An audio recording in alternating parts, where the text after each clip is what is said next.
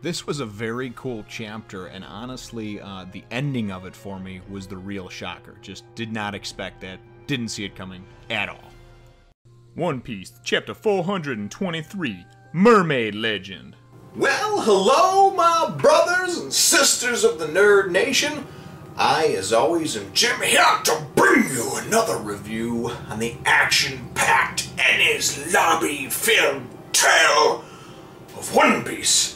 Now, our last chapter, of course, saw us with really Luffy and Lucci kind of going at it, and the climax, the ending of that chapter being that as Luffy and Lucci were fighting on, kind of on, above, and near this warship, the other warships were like, fuck it, target that ship! And that's how the chapter ended, with them targeting and seemingly blowing up their own ship. So that's where things left off. And that's honestly right where things pick up. You go and you see Luffy winds up going and getting away, shrinking back down to his, of course, tiny little Luffy chibi form, whatever you want to call it. And he's like, man, you know, I better hide before, otherwise that guy's going to kill me. Meaning Lucci, obviously. Lucci sees where he's at because he's at a perch up high and everything like that. But nonetheless, though, we see the aftermath and the destruction of them sinking their own freaking ship, you know. It winds up going and then taking us back onto the bridge of hesitation, or what have you. You know, where you got Frankie and Nico Robin. And if you remember a couple of chapters ago, Nico Robin, she was all involved and whipping Spandam's ass and everything else. But then what happened is she wound up just kind of like collapsing and falling to her knees when she saw the warships coming in the Buster Call. You got to remember that for her, and I didn't even understand this, of course, at first when I first heard of the Buster Call and everything else. How bad could it be? But for her, I mean, this is her absolute, this is the epitome of her worst nightmare whatsoever. I mean, imagine the thing that makes you the most afraid and scared in life, and then times it by about 10, and then you're maybe touching, just scratching the surface of how Nico Robin feels right now.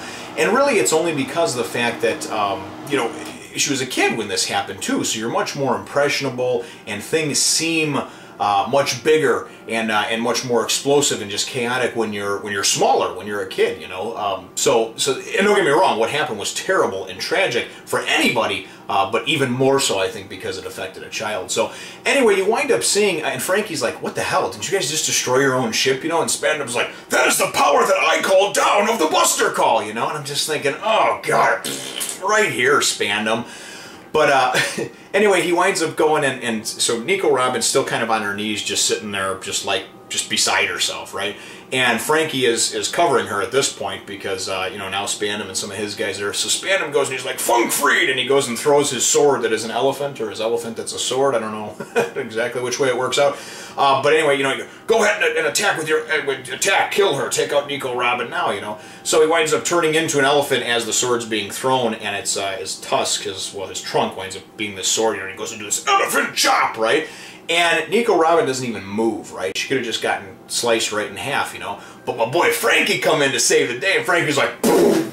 No, I don't think so. And he grabs that ship right as it's about to go down her. And I love it because he starts talking to the elephant. He's like, you want to back off there, Jumbo? You want to lose the blade nose over here? He's like, otherwise you can take a bullet right between the eyes, you know? Spandam's like, oh, he won't listen to you, and you see the elephant starting to back off. Funkfreed like, I don't want none of this shit, man. I just doing what I was told, right? I'm just following orders, you know? But anyway, what I liked about it is it was a pretty cool, pretty touching moment, because Frankie goes, and he goes, Robin eventually snaps out of it, but prior to that, you know, he's like, are you sure your friends are going to come? The Straw Hats are going to come? And she's like, yes, I'm sure of it. And the cool thing is, between now and how things are, and how it was 20 years ago on O'Hara, is that back then, she was abandoned by everybody, including her own mother. And I know her mother thought that she was doing the right thing, but she was a kid, being kind of pushed around and all over the place on this island, narrowly escaping, while everybody around her was just getting, you know, blown to bits and killed, incinerated, whatever. So certainly the difference between then and now is the fact that she knows she's not alone. She knows that she has the Straw Hats that have her back. She knows that there's somebody that cares for her. And that's really, those are some of the great just threads that kind of go throughout this story that I love, that I personally love, because it's one of those, like, I'm much stronger with friends or with family, loved ones that are backing me, you know what I mean? Just the strength of many as opposed to the strength of just one by themselves, you know? So anyway, it's kind of cool though, because as that happens and she goes to snap out of it and she's like, I'm cool now and this and that, we wind up getting Frankie, because even Spandam's like, he's trying to reason with Frank. He's like, why are you going to lay your life on the line? You're not a pirate. What's your deal? And Frankie's like, listen, I already told you I'm betting on black, man. I'm betting on the Straw Hats, first of all. I'm all in on the Straw Hats. That's number one.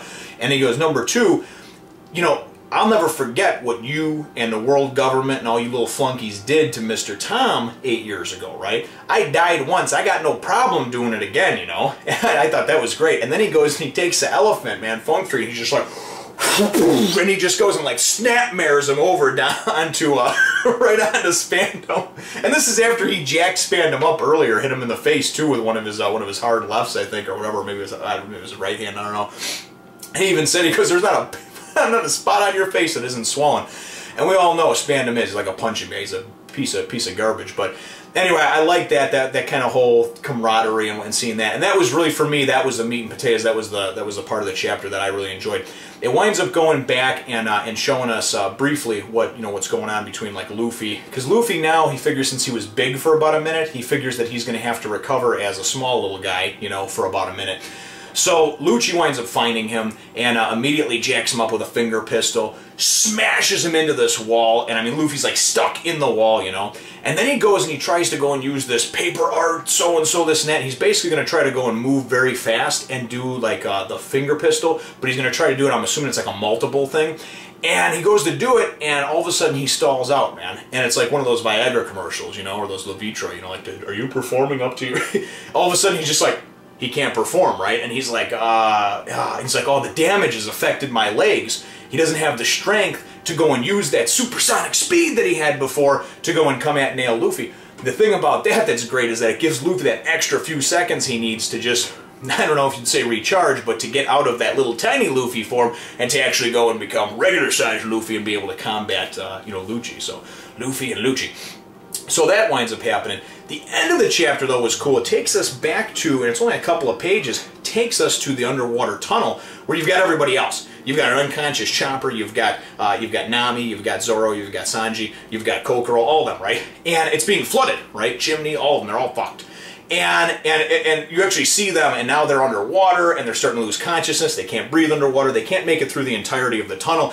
And all of a sudden, out of nowhere, and you just kind of see flashes of it, and the way it's drawn was just so beautiful, the way Oda did it, because you just kind of see a flash here and there of a fin, and it's Sanji. I think it's Sanji who's talking to himself about, sailors, recall seeing, like the legend of mermaids, basically, right? Like right before they die, right before they, drown or whatever.